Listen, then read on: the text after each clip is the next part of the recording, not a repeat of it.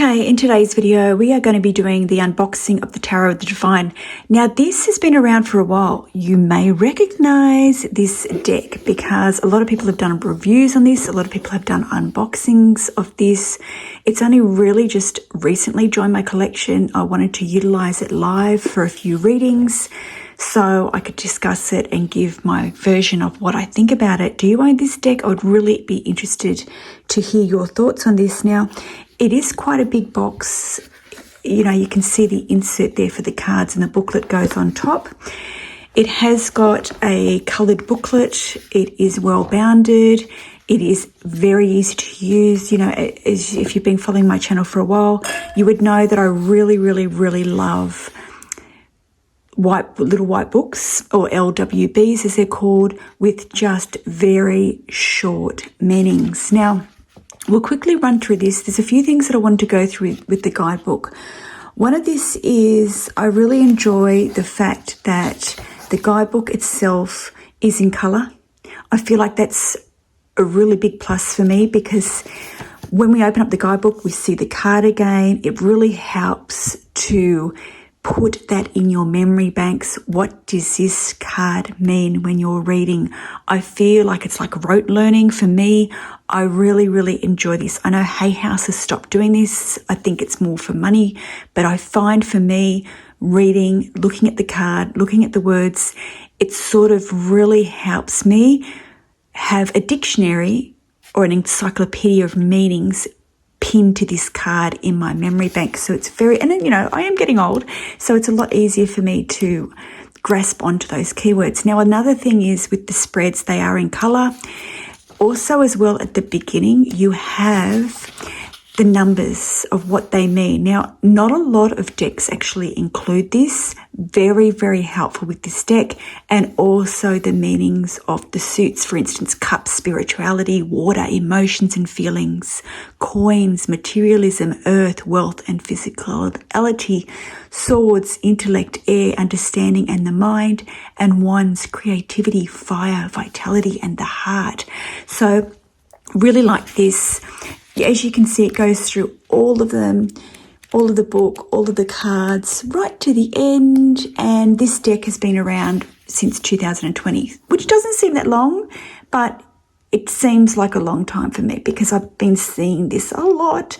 But as I said, it's only just come into my collection. I bought it secondhand like new.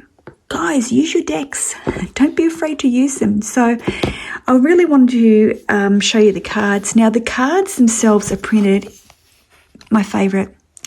I don't know what you call this, but it's my favourite type of printing.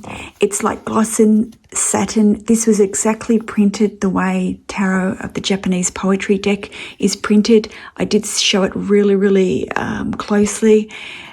It glides when you shuffle. Now, I don't riff shuffle. Because I go live, I don't riff shuffle. I just don't like it. And I do the hand over, glides, simple. The cards don't fling out. Love it, okay? The back, you know, it's standard for me. It's a standard card reverse. It's not to be eye-catching, I don't think, but it's showing the uniqueness of the deck because of this symbolism here. You'll find it again on the top of each card. The cards themselves, very colourful. They've got the clear border around this. They have got the symbolism in here if you look at each card very carefully. Oh, look, we've got Banksias there. They've got the very easy to see the labelling here of what the card is. Okay, very important. I feel like this is a very good beginner's deck if you want to dive into something a bit more, but obviously too it's for advanced and intermediate.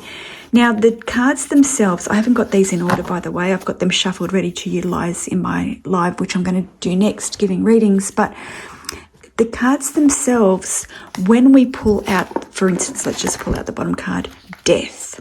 Okay, when we pull out this card, look, can you see that there, the symbolism there? Look, the shadow there, what's behind the curtain, you know? So when we look up this card here, obviously it's at the beginning, being the major arcana. When we see this here, it talks about each card is a story, and this is the White Bear King Valamon. Norway, Norwegian fairy tale. Death is a huge upheaval, potentially representing the death of one way of life and the start of a new one. Life changes irrevocably and there is no way to go back. Change is necessary. The death of childhood is important in order to grow up. And then we have the upright meanings: metamorphosis, evolution, loss, transition and change. And the reversed: stagnation, immobility, stubbornness, festering and decay. So it's a very good deck to read both upright and reversed. Now, this is where it gets a bit dicey for me, because I don't like to get into my brain thinking about stories, thinking about fairy tales. That's why I don't feel like this deck is for me, but for you, possibly you may feel very different to it. So if we look at the sample reading, for instance, it discusses about the Beauty and the Beast. An initial reading of this card may suggest love, romance, and connection. The story of the Beauty and the Beast also involves themes of power imbalance, growth, the choice to stay or leave, and ultimately a couple learning to complement each other. So for me, I find that this is where I could slip into the thinking side of my brain as opposed to my intuition, which for me is quite dangerous, because then I start to question the meanings of the cards. Now, we look at this one, the Three of Wands. If I ask you what story is the Three of Wands come from, you'll know straight away by looking at this card, because you'll think, aha, the Enchanted Pig. Well, I don't think that way at all, because I do not know the story of the Enchanted Pig, which is a story, it's a Romanian fairy tale story. Did you know that? I didn't know that. So there's a lot of stories here that I don't know of. If you're wanting to dive deeper, do some reading, there is another book that goes with this that provides all of the stories. Doesn't work for me. I don't want anything else to read. I just want to grab a tarot deck, shuffle it, and have the meaning. A lot of people love to go in and have this romanticizing love relationship with their decks. I'm not like that. I really not. I'm not one for great detail. You know, that is just not me. You know, I can read and shuffle these cards and do 1,000 readings, and each time I'll see something new. I don't open a deck and I don't look at the deck in such detail that when I do a reading, I know the card inside and out. I like to be surprised each and every time that I utilize a deck. And yeah, I've done some beautiful readings with this deck, but I don't feel like I have utilized the deck the way it should be, and that is incorporating the fairy tale or the storyline or the myth into the reading itself. Perhaps you will. So, for instance, the Eight of Swords here, this is the donkey skin tale from France. The Eight of Swords represents being caught up in your own insecurities. Donkey skin was forced into hiding to escape a bad situation. Now she is faced with the decision to continue the life she has created or to step out of her self-made prison. So you've got anxiety, victimhood, feeling trapped, paralyzed and crisis. So yeah, I don't feel like for me knowing the stories and incorporating them into my readings is helpful for me. This is my favourite card of the deck, by the way. But it may really, really help you. You know, you may be one that will utilise the deck for an entire year, grow with it, dive deep with it. You may be one that knows a lot of these stories, and, you know, you may know them from childhood. It may be a part of you that you've shared with your grandparents or your parents, and that may be another reason why this deck becomes very, very, very special for you. So, yeah, interesting, you know, beautiful deck. I've had a lot of fun working with this deck, but again, I utilize it very simply as a tarot. I probably don't dive as deep as I possibly should with incorporating the stories and the myths that one can utilize with this deck. Now, the Four of Cups is the Nightingale, and that's from Denmark. And the Four of Cups represents romanticizing bad choices while ignoring the good alternatives before you. It is what is superficially better, neglecting a plain nightingale who can actually sing away death. So yeah, I wouldn't know that fairy tale. I'm sorry. I feel like my childhood's been robbed with a lot of these stories. Like, I do know a lot of fairy tales, but I definitely didn't know that one either. So it is an interesting deck. You'll love it if you, I guess, want to learn something new and different, you know. Like, I'm not at that stage of my life where I want to be reading any more or learning anything currently than what I'm doing. My life's quite busy. So yeah, I just feel like this deck would really work with somebody who loves reading, who loves fairy tales, who knows a lot about fairy tales, who loves diving deeper into a deck more so than me. You know, I probably do skim over the top with my readings as such. Then I could go deeper. So the artwork on this deck is absolutely stunning. Each card is very unique.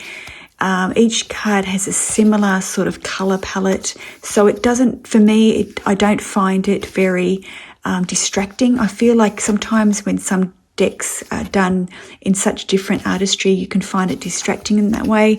It's kept with a very uniform look and uniform style. I'd really like to know whether you own this deck and what you think about it and how you read it, and or whether if you would think about purchasing this deck simply because it's giving you an option to learn more or incorporate stories and visions into your tarot readings. I'd be really interested to know. Let me know what you think. If you've stuck around to the end of this reading, put a heart into the comments. But let's shuffle. Let's get a message, see what the energy of the day. I'm just going to shuffle off camera. Interesting, we've come up with the Three of Wands, which we spoke about before. So it's all about self-motivation today. It's all about motivating yourself, getting up, getting out of it, you know, really stretching your goals, doing things that you have to adjust to, and really, I want to say, get ahead of the game, you know, like really work on yourself if you're not, you know, and that can be health-wise, that can be exercising, but there is an opportunity here to really stretch yourself, you know, really be persistent. As I grab another card, be persistent and have that inner strength to really push yourself, you know, because the goals are definitely there, but you've really, really got to work hard. And if that means getting up an hour earlier in order to strive for something that you've been working towards or learning something new, now's the time to do so. You could find yourself pushing yourself out of the comfort zone and doing things with others, you know, but there is a time here of really learning more, you know, be very, very mindful of if you are looking at health or losing weight, be mindful about how you're celebrating, what you're eating, you know, just your disciplines there. How are you interacting with other people? Is it a healthy mindset? Just be mindful about that, but it's definitely about persisting and working hard and working towards something, a goal that perhaps you can share with others and show others how brilliant you are, and really sharing your skills and mindset. So that is it. Please don't forget to like and subscribe. Please comment. It really helps the channel. I really appreciate that and my efforts in here. But as I said, that is the Tarot of the Divine, the deck and the guidebook. I will put the link in the description box. If you choose to purchase it, let me know what you think. I would really be interested to know, why did you purchase it, or why will you not purchase this as well? Until next time.